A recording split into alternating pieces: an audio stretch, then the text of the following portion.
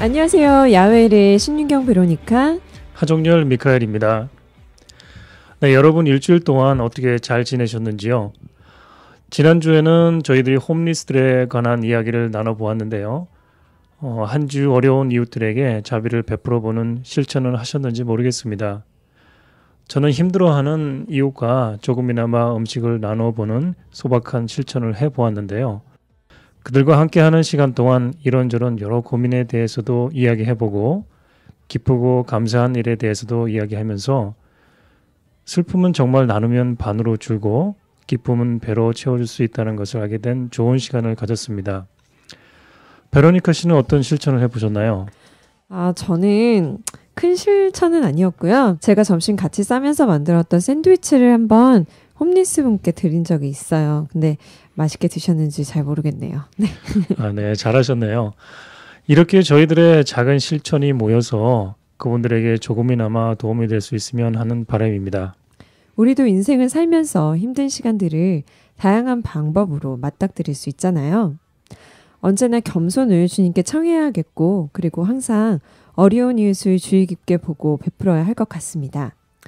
네, 이렇게 살다 보면 좋을 때도 많지만 힘든 때도 많이 있잖아요.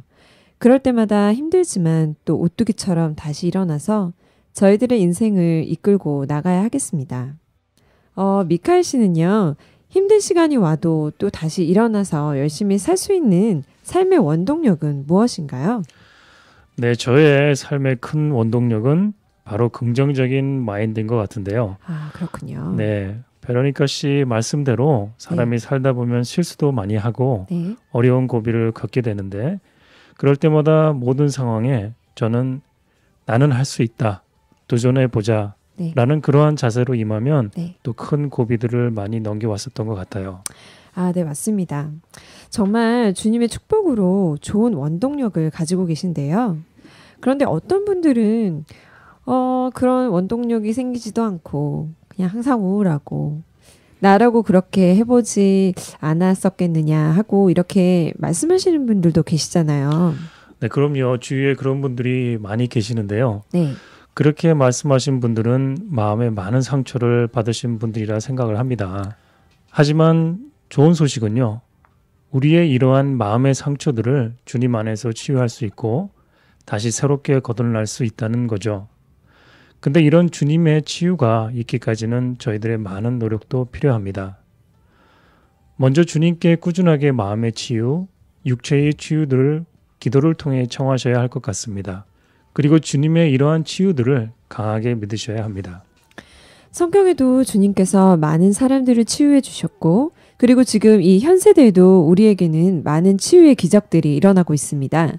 그래서 오늘은 최봉도 프란체스코 하비에르 신부님께서 쓰신 내적 치유를 위한 희망의 기도책을 토대로 내적 치유란 무엇이고 내적 치유 기도의 방법을 한번 이야기해 보겠습니다. 네, 기대해 주시고요. 음악 나가는 동안 채널 잠시만 고정해 주세요.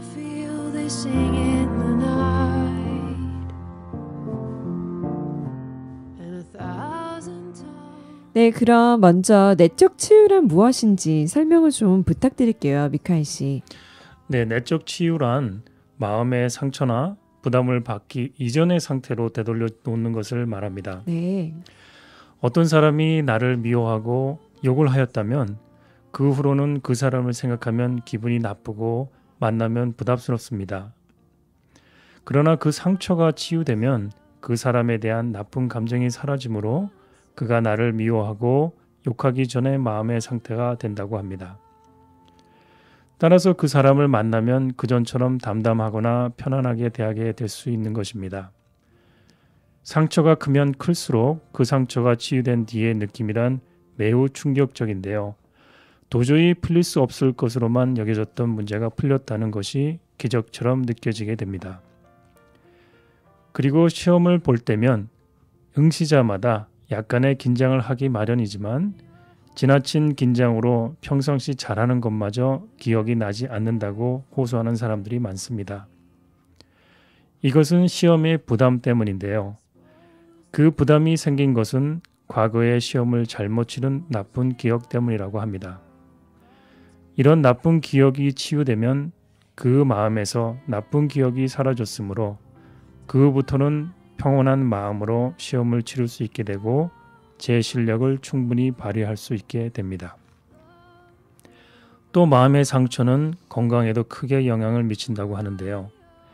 질병의 87%, 여기서 13%는 사고나 바이러스와 박테리아 등을 말하는데 윤리적인 잘못과 마음의 상처나 부담에서 온다고 합니다. 따라서 윤리적인 잘못은 마음의 상처나 부담에서 온다는 것을 말합니다. 그러므로 윤리적인 잘못에 대한 뉘우침과 아울러 상처들이 모두 치유된다면 건강도 회복되는 좋은 쪽으로 방향이 바뀌어진다고 합니다.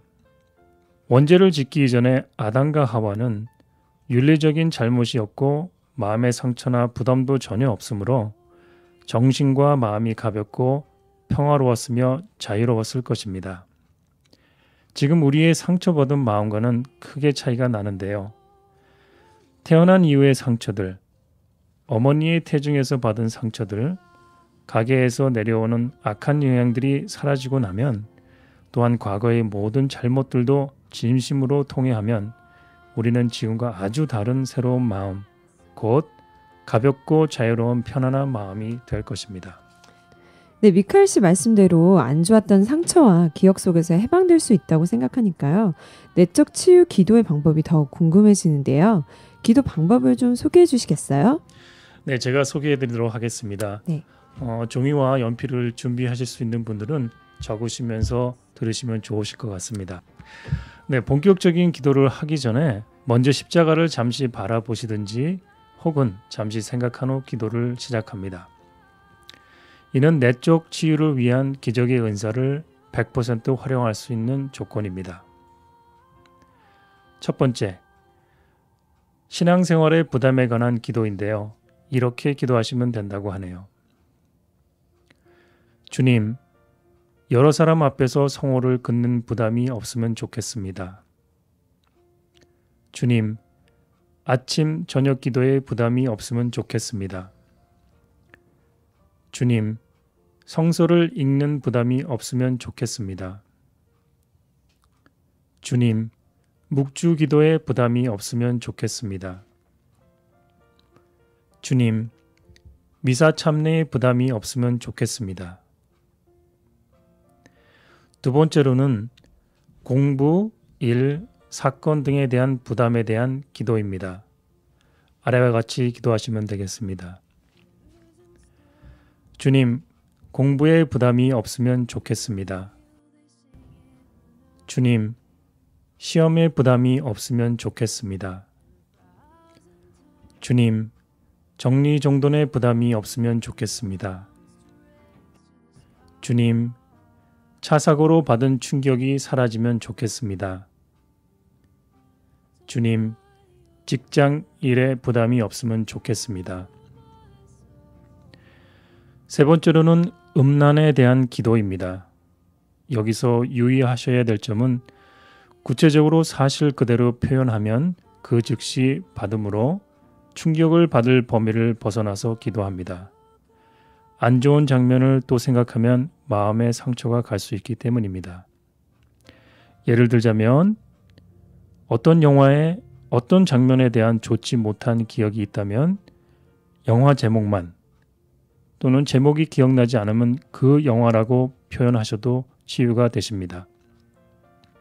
아래와 같이 기도하십니다.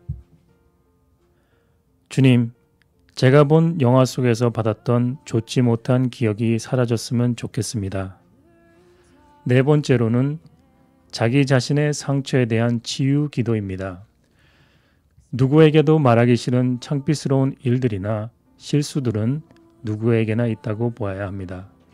그 상처 하나하나를 내 앞에 고스란히 펼쳐놓고 나 자신을 보듬어 안고 용서하고 나에게 너그럽고 친절히 대해줍니다.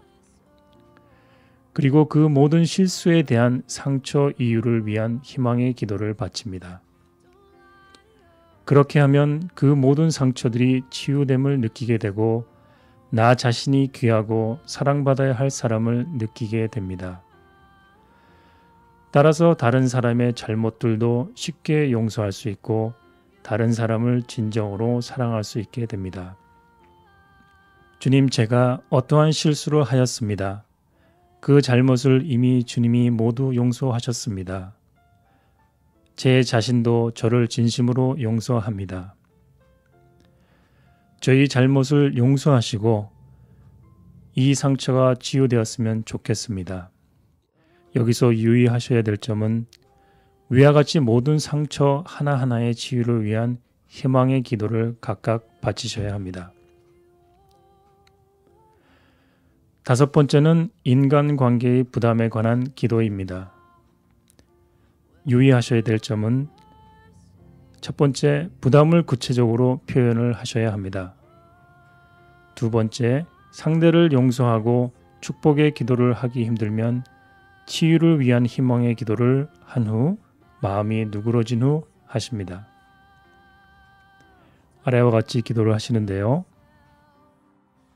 주님, 누군가 저를 비난했습니다. 그 사람에 대한 부담이 없으면 좋겠습니다. 주님, 누군가가 저를 싫어하고 있습니다. 그 사람에 대한 부담이 없어지면 좋겠습니다. 주님, 누구와의 사랑의 상처가 치유되었으면 좋겠습니다. 여섯 번째로는 모태의 상처 및 가계의 악영향에 관한 치유 기도인데요. 여기서 모태 상처란 처음 기도에는 내가 모태에 있을 때 어머니의 상황을 아는 대로 말씀드리고 그 나쁜 영향들이 치유되면 좋겠다고 말씀드립니다. 그 후로는 아래와 같이 기도하십니다. 주님, 저희 어머니에게 강복하여 주십시오. 모태에서 받은 상처가 치유되었으면 좋겠습니다. 여기서 어떤 상처가 있는지 몰라도 됩니다. 가계 치유란 젊은 기도에는 친가나 외가 등 나의 조상들의 결점들, 여기서 결점은 건강과 불목, 도박 등을 말하는데요. 이것들을 살펴보고 내가 알든 모르든 그 모든 악영향을 단절시켜 주시기를 기도합니다. 그렇게 기도한 후로는 아래와 같이 또 기도하십니다. 주님, 저희 조상들에게 강복하여 주십시오. 조상으로부터 내려오는 좋지 못한 악영향들이 단절되었으면 좋겠습니다. 어떤 좋지 못한 영향이 있는지 몰라도 되는데요. 만족할 때까지 기도하셔야 합니다. 네, 근데 또 여러분들께서 이런 질문을 하실 수 있으실 것 같아요. 한두 번이나 아니 몇 달 동안, 몇십 년 동안 주고받은 상처들 속에서 살아왔다면 이런 상처들도 모두 치유가 돼서 상처가 없었던 옛날의 좋은 상태로 돌아갈 수 있을까요? 라고요. 네, 최봉도 하비에르 신부님께서 이렇게 답변하셨더라고요. 믿기는 어렵겠지만 반드시 치유됩니다. 그러나 오랫동안 꾸준히 할 수 있으면 수시로 적극적으로 희망의 기도를 바친다면 생각보다 빨리 회복되실 것이라고요. 그렇게 되면 기적과 같은 놀라운 체험이 될 것이라고 말씀하시고 계십니다. 네, 이렇게 실천의 때가 차면 만족한 열매를 거둘 것입니다. 그렇게 꾸준히 노력해 나가는 가운데 대체로 6개월에서 1, 2년 사이에 스스로 느낄 수 있을 만큼 그 열매 맺음의 표징이 나타날 것이라고 하는데요. 네, 이 내적 치유 기도의 열매 맺음의 표징으로는요. 이런 것들이 있다고 합니다. 첫 번째, 하나님 공경에 별 부담이 없다. 두 번째, 성격이 아주 원만해져서 누구와도 부담 없이 대하고 상대도 편안함을 느낀다. 세 번째, 일의 능률을 제대로 발휘할 수 있다. 네 번째, 하나님의 모습을 지닌 자신의 귀함과 마음의 가벼움을 느낀다. 다섯 번째, 신앙생활에 생기를 띠고 덕행을 실천하기가 전보다 많이 쉬워진다고 합니다. 네, 미카엘 씨가 말씀해 주신 대로 기도를 꾸준한 인내를 가지고 해야 되고 또 주님을 믿고 열심히 저희들이 실천한다면 저희들의 삶 안에서 큰 축복을 얻을 수 있는 것 같습니다. 네, 주님 안에서 빨리 자유로움을 만끽해 보고 싶네요.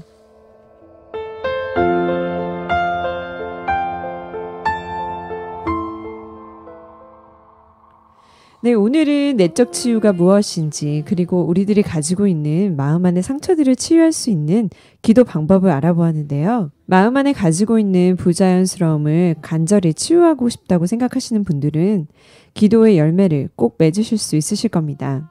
먼저 주님께 기도할 수 있는 힘을 달라고 청해야 할 것 같네요. 네, 그래도 기도 자체가 길거나 하지 않으니까요. 매일 생각나실 때 간절한 마음과 굳은 믿음을 가지고 한 10분만 투자해도 많은 것들이 달라질 거라고 생각합니다. 네, 여러분들을 한번 믿음을 가지고 실천해 보시기 바라면서요. 저희는 이만 물러나 보도록 하겠습니다. 그리고 내적 치유에 관한 이야기에 이어 다음 주에는 마음을 다스리는 법에 대해서 이야기를 해볼 테니까요.